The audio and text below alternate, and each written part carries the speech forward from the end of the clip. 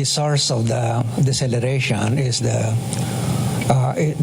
main one is the weakened consumer and business confidence that resulted from the corruption scandal, infrastructure corruption scandal, no? Pinabagal ng issue sa flood control projects ang ekonomiya ng bansa nitong huling quarter ng taong 2025. Ayon kay Department of Economy, Planning and Development Secretary Arsenio Balisacan, main driver ng pagbaba ng Gross Domestic Product o GDP ng Pilipinas sa ikaapat na bahagi ng nagdaang taon ay ang naisiwalat na malawakang korupsyon sa mga proyekto ng pamahalaan. Ayon kay Secretary Balisacan, bumagal o bumaba aniya ang government spending na malaking bahagi ng GDP. Paliwanag ng Kalihim, sa huling bahagi ng 2025, bumagsak ang government spending sa construction dahil sa mga investigasyon at anomalya sa mga flood control project. Dahil dito, maraming proyekto ang natigil o hindi napondohan.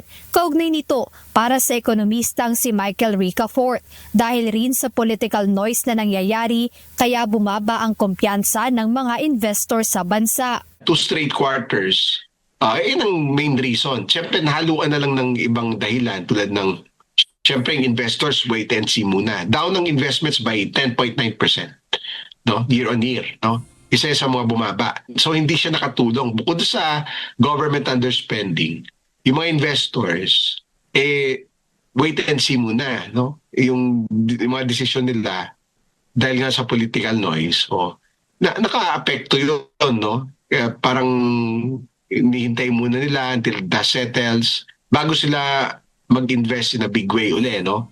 That's investor confidence and sentiment na naapekto ng political noise. Kitang-kita aniya ang pagbagal ng takbo ng ekonomiya sa nakalipas na taon dahil 4.4% lang ang full-year economic growth na ibig sabihin ay hindi nito naabot ang target ng gobyerno na paglago ng ekonomiya na 5.5% hanggang 6.5%.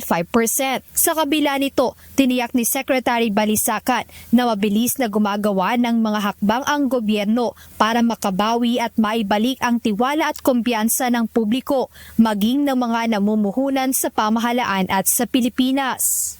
We need to regain the trust as quickly as possible. And so the various measures that we're implementing in government right now have to do with improving accountability, improving transparency. You should see in the next couple of months changes in the way government agencies report their projects and programs. Naniniwala naman si Ricafort na kinakailangang masolusyonan na ang isyu ng korupsyon sa bansa.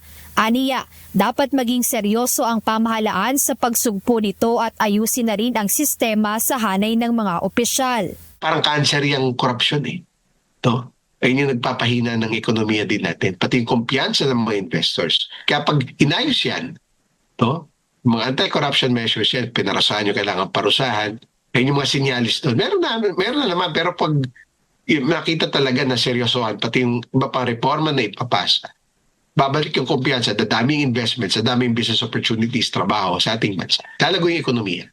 Yun lang hinihintay Sa kabila ng pagbagal ng ating ekonomiya nitong huling 2 quarter ng 2025, umaasa ang economic managers ng bansa na ang 2026 ang magiging rally point o panahon ng pagbawi ng ekonomiya ng Pilipinas.